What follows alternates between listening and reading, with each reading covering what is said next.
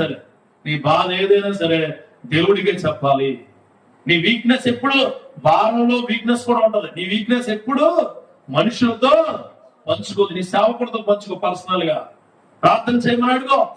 నీ సేవకుడికి ముందుకు వచ్చి, అయ్యా నా బాధ ఇది, నా ఇబ్బంది ఇది, ఇదిగో నాకు ఈ భారం మోయలేకపోతున్నాను, ఊపిరి సెలపట్లేదని వచ్చి డైరెక్ట్ గా దేవుడితో చెప్పాక నీ సేవకుడితో చెప్పు. సేవకుడి ప్రార్థన నీ యొక్క ప్రతి బాష్ప బిందువును తుడుస్తుంది.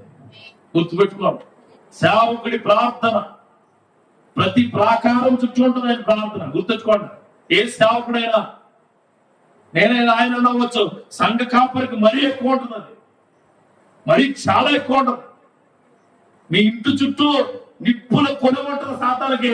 ఆ నిప్పుల కొలువి నీ ప్రార్థన ఒకటైతే సేవకుడి యొక్క ఆశీర్వాదకరమైన ప్రార్థన ఇంకోటి.